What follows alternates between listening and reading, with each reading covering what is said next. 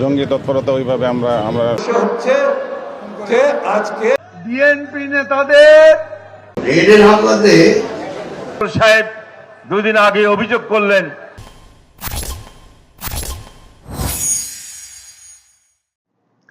আসসালামু আলাইকুম রহমতুল্লাহি ওয়া বারাকাতুহু। দেশ এবং প্রবাস যে যেখানে বসে আজকের ভিডিও দেখব সবাইকে আন্তরিক শুভেচ্ছা অভিনন্দন। প্রিয় দর্শক, আশা করি সবাই ভালো আছেন। আজকে আপনাদের সামনে কিছু গুরুত্বপূর্ণ তথ্য ভিডিও শেয়ার করব। আপনারা সম্পূর্ণ ভিডিও দেখবেন এবং সেই সাথে বেশি বেশি করে শেয়ার করে দেবেন। বাংলাদেশের দাঁড়িয়ে থেকে সংগ্রাম করেছেন। 1971 সালে যখন দেশের স্বাধীনতা ঘোষণা করেছিলেন শহীদ প্রেসিডেন্ট জিয়াউর রহমান, সেই দিন সেই রাতে সেই চট্টগ্রামের সেনানিবাসে দেশনেত্রী বেগম খালেদা জিয়াকে যখন সৈনিকেরা এসে জিজ্ঞেস করেছিল যে আমাদেরকে পাকিস্তান অধিনায়ক অস্ত্র সমর্পণ করতে বলছে, আমরা কি করব? তখন শহীদ জিয়া ছিলেন বাইরে। তিনি বলেছিলেন, তোমাদের অধিনায়ক না আসা পর্যন্ত তোমরা আত্মসমর্পণ করবে না, আত্মসমর্পণ করবে না। তারপরে শহীদ প্রেসিডেন্ট জিয়াউর রহমান যখন সেই রাতে স্বাধীনতার ঘোষণা দিয়েছিলেন এবং দেশের মানুষকে স্বাধীনতা যুদ্ধে ঝাঁপিয়ে পড়তে তিনি অনুপ্রাণিত করেছিলেন, সেই রাতেই তিনি তার দুই শিশুপুত্রকে নিয়ে তিনি হেঁটে পালিয়ে গিয়ে ঢাকার উদ্দেশ্যে রওনা হয়েছিলেন এবং ঢাকায় গোপনে এসে পৌঁছেছিলেন। তার কয়েকদিন পরেই এই পাকিস্তান সেনাবাহিনী তাকে গ্রেফতার করে পাকিস্তানের সেনানিবাসের কারাগারে থেকে বন্দী করেছিল বন্ধুগণ, এবং স্বাধীনতার পরেই তাকে মুক্ত করা হয়েছিল। সেই জন্য আমি সবসময় বলি যে দেশের বেগম খালেদা জিয়া হচ্ছেন এই দেশের প্রথম নারী মুক্তিযোদ্ধা। একদিকে শহীদ জিয়া ছিলেন স্বাধীনতার ঘোষক, অন্যদিকে এই নেত্রে তিনি সেদিন সেই যুদ্ধ ঘোষণার সঙ্গে একাত্মতা ঘোষণা করে সন্তানদেরকে নিয়ে যখন গ্রেপ্তার হয়েছিলেন পাকিস্তান কারাগারে, তখন থেকে তিনি মুক্তিযুদ্ধে শহীদ হয়েছিলেন। বন্ধুগণ, সেই নেত্রী 1981 সালে শহীদ প্রেসিডেন্ট জিয়াউর রহমান সাহেব যখন শাহাদাত বরণ করেছিলেন, তারপরে তিনি শহীদ জিয়া রেখে যাওয়া সেই জাতীয়তাবাদের পতাকা, স্বাধীনতার পতাকা, গণতন্ত্রের পতাকাকে তিনি তুলে ধরে নিয়েছেন। 9 বছর তিনি সংগ্রাম করেছেন স্বৈরাচারের বিরুদ্ধে এই রাজপথে। এখানে অনেকেই আছেন যারা তার সাথে সেদিন সংগ্রাম করেছেন, লড়াই করেছেন। তিনি সেদিন নিজে পায়ে হেঁটে হেঁটে মিছিলের নেতৃত্ব দিয়েছেন। তাকে গ্রেপ্তার করা হয়েছে, বারবার তাকে নির্যাতিত করা হয়েছে। তিনি কখনোই ছেড়ে দেননি বন্ধুগণ, তিনি কখনোই আপোষ করেননি। তিনি সেই সংগ্রাম চালিয়েছিলেন। সংগ্রাম করেই ছাত্র নেতাদের সঙ্গে নিয়ে, সেদিন জনগণকে সঙ্গে নিয়ে সেদিন স্বৈরাচারকে পরাজিত করে এই দেশে গণতন্ত্রকে প্রতিষ্ঠা করেছিলেন। বন্ধুগণ, দীর্ঘ আলোচনার সুযোগ নেই। আমি শুধু এইটুকু বলতে চাই যে দেশনেত্রী বেগম খালেদা জিয়া আর এই গণতন্ত্র, এই দুটোকে আলাদা করে দেখার কোনো সুযোগ নেই বাংলাদেশে। বাংলাদেশে গণতন্ত্র মানেই হচ্ছে এখন বর্তমানে দেশনেত্রী বেগম খালেদা জিয়া। বন্ধুগণ, তিনি 1991 সালে যখন তিনি 90 সালে যখন তিনি রাষ্ট্রপতির দায়িত্বে এসেছেন, বিশাল বিপুল ভোটের জয়ের মধ্য দিয়ে প্রধানমন্ত্রী হয়েছেন, তখন তিনি বাংলাদেশের সংসদীয় গণতন্ত্রকে প্রবর্তন করেছেন। তিনি মিডিয়াকে, গণমাধ্যমকে তিনি মুক্ত করেছেন এবং দেশকে অগ্রগতির দিকে নিয়ে নেওয়ার জন্য বিভিন্ন উন্নয়নমূলক কর্মকাণ্ড গ্রহণ করেছেন। বন্ধুগণ, সেই দেশনেত্রী বেগম খালেদা জিয়াকে অত্যন্ত প্রেস, এই বাবা তুমি আসো, তুই কামিয়ার, এত করে বলি তোমরা শোনো না কেন ভাই? আমাদের বয়স অনেক হয়ে গেছে, আমরা তোমার মধ্যে করার জোর নাই তো আমাদের।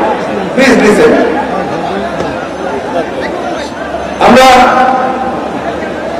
এই গণতন্ত্রের জন্য সংগ্রাম করছি দীর্ঘ 15 বছর।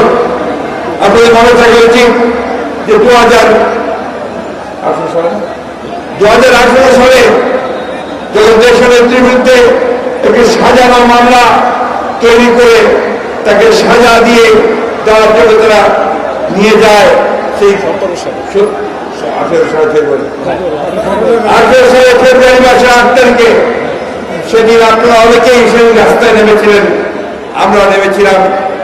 তার কয়েকদিন আগে তিনি বিএনপির অ্যানুয়াল জেনারেল মিটিংয়ে হোটেলে তিনি একটি ভাষণ দিয়েছিলেন। সেই ভাষণে তিনি পরিষ্কার করে বলেছিলেন যে আমি জানি আমাকে আপনাদের থেকে বিচ্ছিন্ন করবার ষড়যন্ত্র চলছে, আমাকে আটক করে রাখা হবে এবং গণতন্ত্র আন্দোলনকে স্থগিত করে দেওয়া হবে। আপনারা আমার কথা মনে রাখবেন যে আমি আপনাদেরকে সবসময় অনুরোধ করে যাচ্ছি যে আপনাদের আন্দোলন থেকে পিছিয়ে যাবেন না, আপনারা রাজপথে নেমে আসবেন। আপনাদের গণতন্ত্রের যে অধিকারের যে আন্দোলন, সেই আন্দোলনকে আপনারা অব্যাহত রাখবেন। বন্ধুগণ, সেই আন্দোলন এখনো চলছে। এই আন্দোলনের জন্য আপনারা অনেক ত্যাগ স্বীকার করেছেন।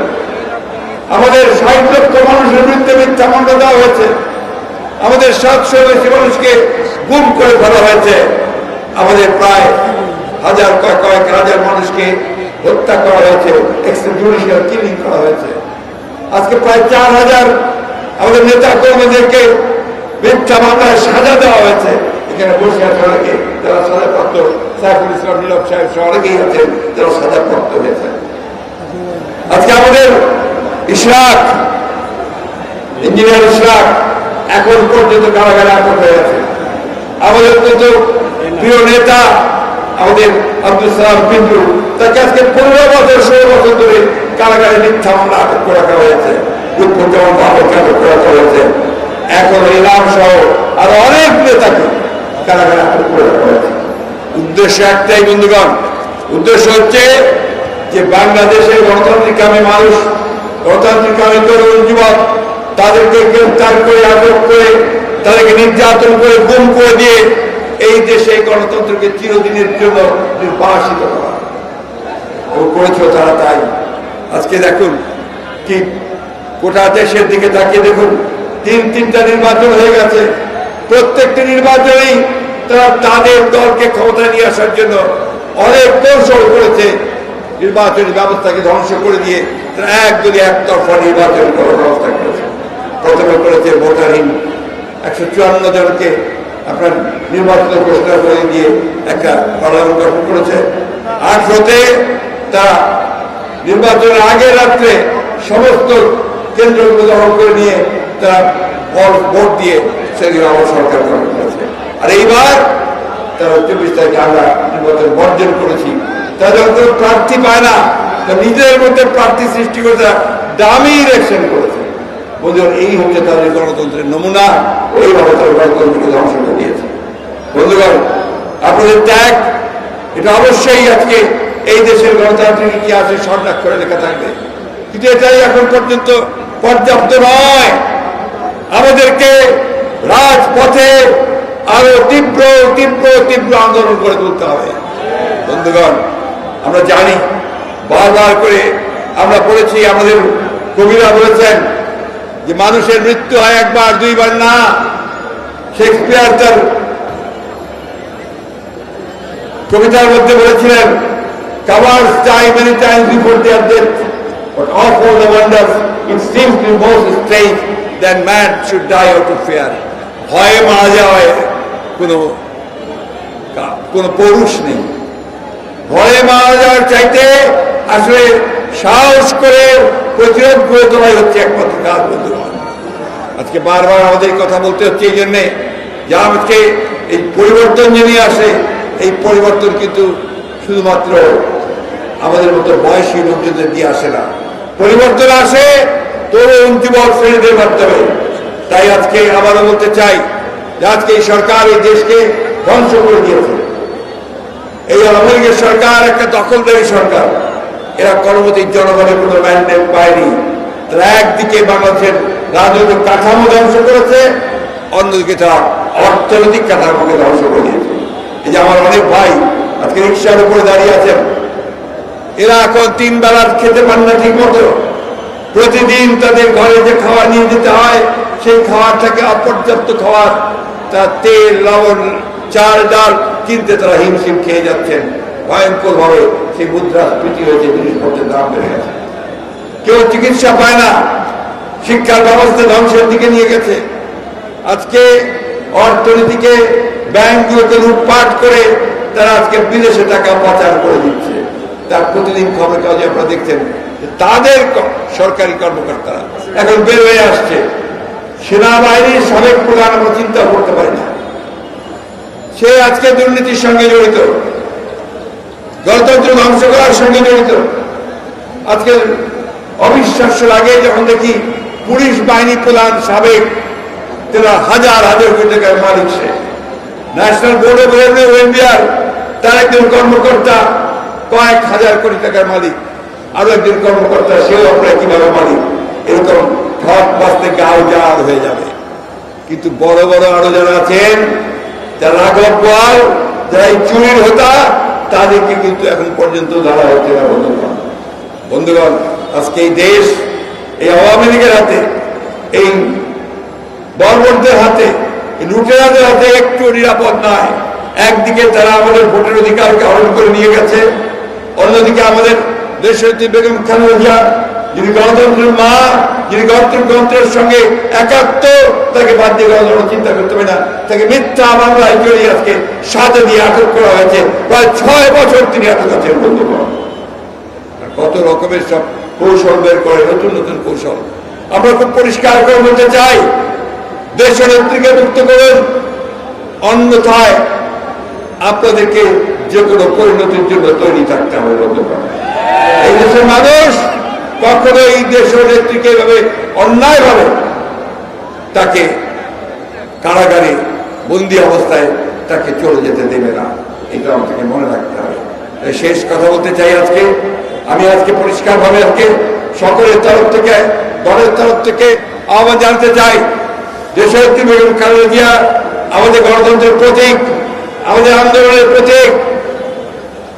তাকে বাঁচাতে হলে, তাকে রক্ষা করতে হলে, একই সঙ্গে আমাদের গণতন্ত্রকে রক্ষা করতে হলে, আমাদের অধিকারকে ফিরিয়ে আনতে হলে আজকে আমাদেরকে সকলকে ঐক্যবদ্ধ হতে হবে। একই সঙ্গে অন্যান্য রাজনৈতিক দলগুলোর কাছে আমি আহ্বান জানাতে চাই যে আসুন, আজকে আমরা যেমন গণতান্ত্রিক অধিকারের জন্য সংগ্রাম করেছি, লড়াই করছি, যুগপৎ আন্দোলন করছি, আজকে দেশের নেত্রীর মুক্তির আন্দোলনকে সেই একইভাবে একীভূত করে আমরা সবাই ঐক্যবদ্ধ হয়ে সোচ্চার আওয়াজ তুলি। এবং তরুণ যুবকদের কাছে আমার আহ্বান থাকবে যে কে আছে জোয়ান, হওয়া জোয়ান, থাকিছে ভবিষ্যৎ।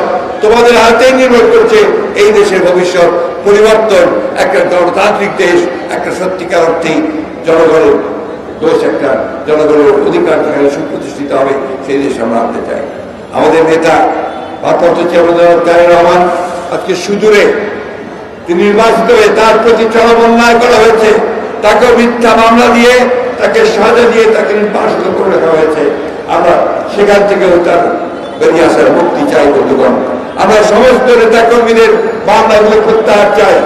আমরা আমাদের সমস্ত যারা মারা গেছে তাদের কোনো ক্ষতিপূরণ চাই আমরা। বন্ধুগণ, আমি বক্তব্য দীর্ঘ করবো না, আমি শেষ করতে চাই এই কথা বলে। বন্ধুগণ, বারবার সময় আসে না, সুযোগ আসে না। আজকে সমগ্র জাতিকে ঐক্যবদ্ধ করে আমাদেরকে সেই সামনের দিকে এগিয়ে গিয়ে এই ভয়াবহ দানব যে আমাদের দলকে ধ্বংস করছে, দেশকে ধ্বংস করছে, আমাদের গণতন্ত্রকে ধ্বংস করছে, স্বাধীনতাকে ধ্বংস করছে, তাকে আমাদেরকে নিশ্চিত করতে হবে। চুক্তি করেছে, আমি শেষ কথা বলি, ভারতের সঙ্গে চুক্তি করেছে। এই চুক্তিকে তারা বারবার করে, আমরা শুধু নই, আজকে দেশের যারা আইন বিশেষজ্ঞ আছেন, পানি বিশেষজ্ঞ আছেন, তারা সবাই বলছেন এটা বাংলাদেশ বিরোধী, স্বার্থের বিরোধী। আমরা পানি চাই, আমরা আমাদের অধিকার চাই, আমরা অভিন্ন 154টা নদীর পানি আমরা চাই, আমরা সীমান্তে হত্যা বন্ধ চাই, আমার যে সমস্ত সমস্যা আছে সেই সমস্যাগুলোর সমাধান চাই। তা না করে এই সরকার তারা সব কিছুই ফিরিয়ে দিয়ে এসেছে। শেখ হাসিনা আজকে গর্ব করে বলছেন যে আমি তো কানেক্টিভিটি দিয়ে দিয়েছি, তাতে কি হয়েছে, সবাই দেয়। আপনি তো সব সময় দিয়ে দিয়েছেন। এর আগে আপনি বলেছিলেন যে আমি তো উজাড় করে দিয়েছি। আপনি তো উজাড় করে দিয়েছেন, আমরা বাংলাদেশের মানুষ কি পেল, বাংলাদেশের মানুষ এখান থেকে কি পেয়েছে? বন্ধুরা, বাংলাদেশের মানুষ পেয়েছে ঘৃণা, বাংলাদেশের মানুষ পেয়েছে তার অধিকারকে হরণ করা, বাংলাদেশ মানুষ পেয়েছে তার যে সমস্ত সম্পদগুলো আছে সেগুলোকে লুণ্ঠন করবার জন্য আরো পথ তৈরি করা। তাই বন্ধুগণ, আমাদের সামনে কোনো বিকল্প নেই। এই সরকার থাকা মানেই হচ্ছে আমাদের দেশ ধ্বংস হওয়া, গণতন্ত্র ধ্বংস হওয়া, দেশে মানুষ ধ্বংস হওয়া। তাই আজকে দেশের নেত্রীকে রক্ষা করতে হলে, আমাদের নিজেদেরকে রক্ষা করতে হলে আমাদেরকে সামনের দিকে অবশ্যই আরো তীব্র থেকে তীব্র আন্দোলন করে তুলতে হবে। আন্দোলনের মাধ্যমেই এদেরকে পরাজিত করতে হবে। এই কথা বলে আজকে আপনারা যারা এত কষ্ট করে এসেছেন তাদেরকে ধন্যবাদ জানিয়ে বক্তব্য শেষ করছি। আসসালামু আলাইকুম, খোদা হাফেজ। বাংলাদেশ জিন্দাবাদ, বাংলাদেশ জাতীয় দল জিন্দাবাদ, শহীদ জামানত দেশের খালেদা জিয়া জিন্দাবাদ। আয়োজিত প্লাটিনাম জয়ন্তীর আলোচনা সভা। আমরা দুর্নীতিবাজদের বিরুদ্ধে লড়াই। বেলা ৩টায় শুরু হওয়া সমাবেশে বক্তারা বলেন, খালেদা জিয়ার মুক্তির আন্দোলনের নামে নৈরাজ্য হলে সমুচিত জবাব দেবেন তারা। মির্জা ফখরুল সাহেব দুদিন আগে অভিযোগ করলেন যে বেগম খালেদা জিয়াকে নাকি এই সরকার মিথ্যা মামলা দিয়ে আটকে রাখছে। এর চেয়ে নির্জলা মিথ্যাচার আর কিছু হতে পারে না। আজকে এই সমাবেশ থেকে মির্জা ফখরুলকে জিজ্ঞেস করতে চাই, বেগম খালেদা জিয়া যে মামলায় দণ্ডপ্রাপ্ত হয়েছে সেই মামলা কবে হয়েছে এবং কারা দিয়েছে? বিএনপি আসলে এই মুহূর্তে বেগম খালেদা জিয়ার শারীরিক অসুস্থতার সুস্থতা চায় না, ওরা চায় এই অসুস্থতা নিয়ে রাজনীতি করে অমিত সরকারকে বিরুদ্ধে মিথ্যাচার করা, এটা ছাড়া আর কিছুই নয়। এদের উদ্দেশ্য খারাপ। এরা বেগম খালেদা জিয়াকে জেলখানায় রেখে তারেক রহমানকে, সেই সন্ত্রাসী তারেক রহমানকে রাজনীতিতে প্রতিষ্ঠিত করতে চায়।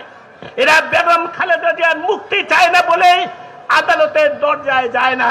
আদালত ছাড়া, আইনের মাধ্যমে ছাড়া বেগম খালেদা জিয়ার মুক্তি সম্ভব নয়।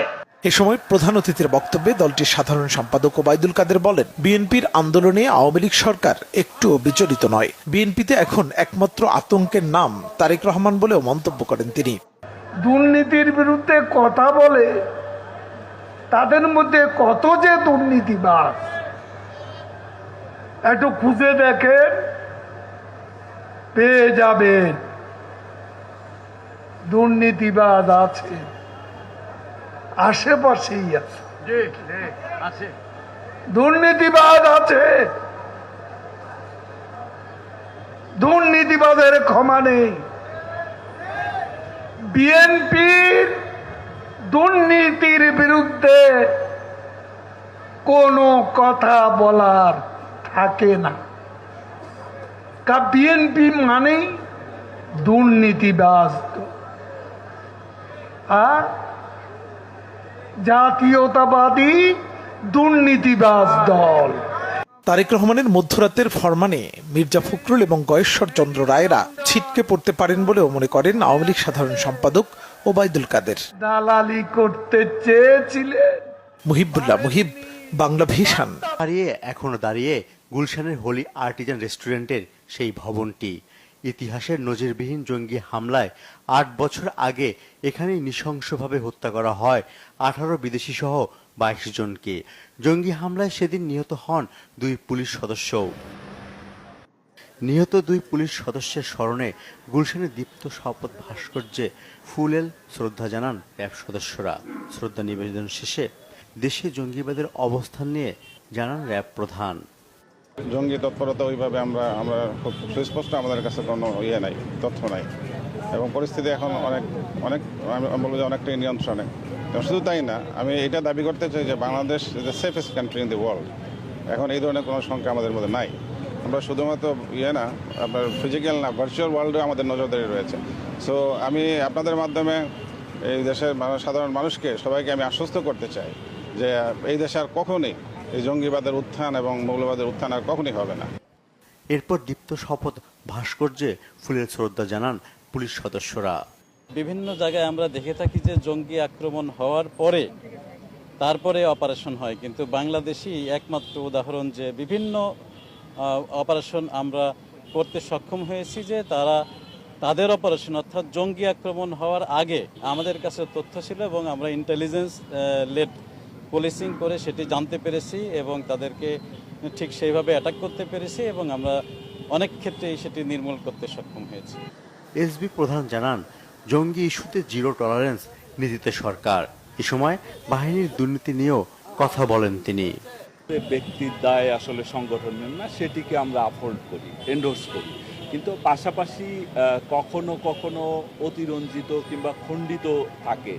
যেমন আমাদের এক কর্মকর্তা সম্পর্কে বলা হলো যে তিনি সপরিবারে পালিয়ে গেছেন, কিন্তু তিনি আসলে পালিয়ে যাননি। তো সেই কারণে আমরা অনুরোধ করেছি, প্রতিবাদের পাশাপাশি আমরা কিন্তু কোনো নির্দেশনাও দেই নাই, অন্য কোনোভাবে আপনাদের অর্ডার করি নাই, আমরা অনুরোধ করেছি। ফররুক বাবু, বাংলা ভিশন। চেয়ারপারসন বেগম খালেদা জিয়ার মুক্তির দাবিতে নয়াপল্টনের কেন্দ্রীয় কার্যালয়ের সামনে সমাবেশ করেছে বিএনপি।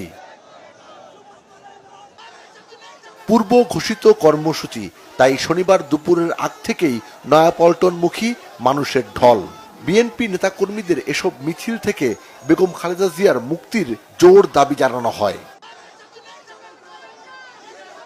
ঢাকা মহানগর বিএনপি সহ বেশ কয়েকটি অঙ্গ সংগঠনের কমিটি না থাকায় সেসব কমিটিতে আসতে চাওয়া নেতাদের কর্মী বাহিনীর উপস্থিতি ছিল চোখে পড়ার মতো।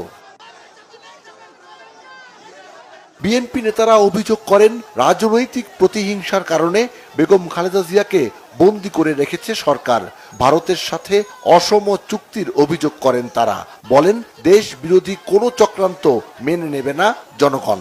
বেগম জিয়াকে অন্যায়ভাবে ওনার কোনো এই মামলার সাথে, এই টাকার সাথে ওনার কোনো সম্পর্ক নাই, ওনার অজান্তে এই কাজটি হয়েছে এবং তাকে শুধুমাত্র ভিতরে রাখার উদ্দেশ্য হচ্ছে যে আজকে জোর করে তাদেরকে ক্ষমতায় থাকতে হবে।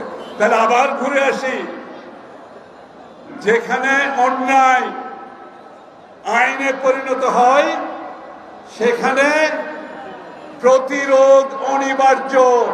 আমরা ভারত বিদ্বেষী নই, আমরা আমাদের দেশের পক্ষে, আমি আমার দেশের স্বাধীনতার পক্ষে, আমি গণতন্ত্রের পক্ষে।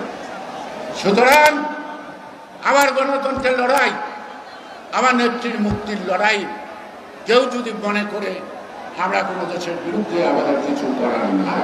বহুদিন পরে প্রথম দেশনেত্রী বেগম খালেদা জিয়াকে নিয়ে আমরা মুখ খুলেছি, এই মুখ কিন্তু আর থামবে না। কোথায় গিয়ে থামবে সেটা আল্লাহই বলতে পারে। আমার প্রিয় ভাইদেরকে আমি আবার আহ্বান জানাতে চাই, দেশনেত্রী বেগম খালেদা জিয়ার মুক্তির স্বার্থে কোনো আপোষ কোথাও কারোর সঙ্গে আমাদের হবে না। তাকে আমরা মুক্ত করে ছাড়বো ইনশাআল্লাহ। কোনো পরিস্থিতিতেই কোনো কিছু, কোনো বাধা আমরা মেনে চলবো না। দেশনেত্রী বেগম খালেদা জিয়ার মুক্তির লক্ষ্যে বিএনপি কর্মসূচি দিয়েছে, আরো কর্মসূচি আসবে। এবার রাজপথে থেকেই বেগম খালেদা জিয়াকে মুক্ত করার কথা জানান বিএনপি মহাসচিব। তিনি বলেন, বেগম জিয়াকে যে মামলায় সাজা দেওয়া হয়েছে তা সম্পূর্ণ বেআইনি। আমরা পানি চাই, আমরা আমাদের অধিকার চাই, আমরা অভিন্ন 154 নদীর পানি আমরা চাই, আমরা সীমান্ত হত্যা বন্ধ চাই, আমার যে সমস্ত সমস্যা আছে সেই সমস্যাগুলো সমাধান চাই। তা না করে এই সরকার তারা সব কিছুই ফিরিয়ে দিয়েছে। আমরা খুব পরিষ্কার করে বলতে চাই, দেশনেত্রীকে মুক্ত করুন, অন্যথায় আপনাদেরকে যে কোনো পরিণতির জন্য তৈরি থাকতে হবে। এই দেশের মানুষ কখনো এই দেশনেত্রীকে এভাবে অন্যায়ভাবে তাকে কারাগারে বন্দী অবস্থায় তাকে চলে যেতে দেবে না। বিএনপি নেতাদের অভিযোগ, বিশেষ কাউকে খুশি করতে বেগম খালেদা জিয়ার সাজার রায় দেয়া হয়েছে। উচ্চ আদালতও রেডের হামলাতে সেদিন আমি ছিলাম আবার দিল্লিতে, ওর আগে গেলি পাকিস্তানে, সেদিন গেলি দিল্লিতে। তো রাত্রে 8:30টার সময় আমি এটা পাবলিকলি আমার লাইফে প্রথম কথাটা বলতেছি। এর আগে কোনোদিন আমি এই জিনিসটা কোনোদিন পাবলিকলি বলে নেই, কিন্তু আজকে আপনাদের যে কর্মকাণ্ড আমি দেখতেছি তাতে আমার মনে হয় এটা আপনাদের শোনা উচিত। এবং সৌভাগ্যবশত দুই নেত্রী এখন জীবিত আছে। যদি একজন মারা যেত, আল্লাহ না করুন, তাহলে বলতে পারতেন যে ভাই উনি মিথ্যা কথা বলতেছে। তো আমি দুই নেত্রীকে মনে রেখেই আমি কথাটা বলতেছি। তো সেদিন আমি 8:30টার সময় রাত্রে, ওই দিনে যেদিন গ্রেনেড হামলা হলো, 8:30টার সময় দিল্লির একটা হোটেলের লবিতে বসে আমার এক ইন্ডিয়ান বন্ধুর সাথে কথা বলতে, হঠাৎ করে রেজিস্ট্রেশন থেকে টেলিফোন নিয়ে আসি, আমাকে বলতে, স্যার আপনার একটা জরুরি কল আছে। তো ওই টেলিফোনটা করার পরে উনি বললেন যে স্যার ম্যাডাম কথা বলবে। তো এটা দুঃখের বিষয় বা সুখের বিষয় যাই হোক, আমার বাড়িতেও যখন অপারেটর কল করে তখন কথা ম্যাডাম কথা বলবো, তা আমি বলছি আমার বউ টেলিফোন করছে, তো ওই বেটারে একদম রাখো, এখন কাজ আছে, আমি পরে কথা বলবো। তো উনি বলে স্যার প্রধানমন্ত্রী কথা বলবো। তাহলে ভাই আমি ম্যাডাম কোন আমি প্রধানমন্ত্রী বলতে আপনার অসুবিধাটা কোথায়? যাই হোক আমি টেলিফোন ধরলাম, তখনকার প্রধানমন্ত্রী আমাকে বললো আপনি কই? আমি বললাম যে আমি তো দিল্লি। বলে তো তাহলে আজকে রাত থেকে আসতে পারবেন? আমি আজকে তো ফ্লাইট নাই, তো আমাকে তো কালকে আসতে হবে। তারপরের দিন আমি আসি, 2:30 বাজে আমি এয়ারপোর্টে নেমে আমি যখন আসতেছি, হঠাৎ আমার যে জন্যই হোক জানি না, এখন আমি ড্রাইভারকে বললাম যে 5 নম্বর রোডে যা। অর্থাৎ তখনকার বিজেপির নেত্রী শেখ হাসিনার ভাষা চল। আমি সেখানে গেছি, উনি সবাইকে বেড টেড করে দিয়ে অনেকবার আমার সাথে কথা বললো, প্রায় ঘন্টাখানেক ছিলাম। তারপর সেখান থেকে আমি বাসায় আসতেছি। আমি যখন পার্লামেন্ট ভবনের সামনে আসি, তখন প্রধানমন্ত্রী অফিস থেকে আবার কল করছে, বললো যে প্রধানমন্ত্রী নিজেই এখন টেলিফোন বললো যে আপনি কই? আমি বললাম যে আমি তো আসছি, আমি ওই বিরোধী দলের নেত্রীর কাছে গেছি, এখন আমি বাসায় ফেরত যাচ্ছি। তো বল একটু রাগ করছে যে আমি আপনাকে ডাকলাম, আপনি আমার সাথে কথা না বলে ওখানে গেলেন। যাই হোক, ওই আর টেলিফোনটা রেখে দিল একটু রাগ টাগ করে। তারপর টাইম দিল আমাকে 2টায়, আমি উনার অফিসে গেছি। তুমি এই ঘটনাগুলো আমাকে একদম ধারাবাহিকভাবে বললো যে এই ঘটনা হয়েছে। তখন আমাকে বললো যে একটা কাজ করেন, আপনি এখন তার কাছে যান, তাকে একটু বুঝাই বলেন। আমি বললাম যে ম্যাডাম তাহলে আগে গিয়ে তো ভালো করছিলাম, আগে যাওয়াতে তো এখন আমার যাওয়ার কোনো অসুবিধা নেই। তখন উনি মুচকি হাসিটা বললেন যে হ্যাঁ মনে হয় ভালোই করছে। ওই দিন থেকে, ওই 25 তারিখ থেকে 3 তারিখ পর্যন্ত আমার যতটুকু খেয়াল পড়ে, আমাকে আমি 5 বার আমাকে উনি পাঠাইছে। তো এক পর্যায়ে উনি বিরক্ত হইয়া আমাদের ম্যাডাম বললো যে আপনি তো কিছু করতে পারবেন, তো আপনারা মহিলারা কিছু মনে করবেন না এখানে। ম্যাডাম যদি এটা 2 মহিলার 2 পুরুষের ভিতরে হয়তো একটা কিছু করে ফেলতে পারতাম, কিন্তু 2 মহিলা নেতৃত্ব কার কাছে যায় তর্ক বিতর্ক করবো, সেই জন্য আগাইতে পারতেছে। তখন একটা বেজাল লাগছে যে বিএনপি একটা মিটিং দিয়েছে সরোয়ার মুক্তাঙ্গ, একই দিন তার পরবর্তীতে মানে তার 2 দিন পরে আওয়ামী লীগ একই জায়গায় একই সময় তারও মিটিং দিয়ে বলছে মুক্তাঙ্গ। এখন 2 পার্টি যদি ওইখানে যায় তো তাহলে তো বিরাট সমস্যা, মারামারি তো হবেই, আপনিও জানেন আমিও জানি। তখন আমি ম্যাডাম আমায় আবার ডাকি, বলে আমরা আগে মিটিং দিলাম, তো উনি পরে মিটিং দিল, ওনাকে বলেন যে মিটিং উদ্যোগ করতে। তো আমি 2-1 দিন যাই আসি, কোনো লাভ হচ্ছে না। পরে আমি ম্যাডামকে বলি যে ম্যাডাম আপনি তো সরকারেই আছেন, তো এখন আর কি হবে, আপনি মিটিং আপনি বরং মিটিংটা করতে হবে। তখন উনি বলল যে না আমাদের নেতা কর্মীরা মানে হতাশ হবে, এটা হবে সেটা হবে। আমি যতই হতাশ হোক আপনার সরকার তো ঠিক আছে।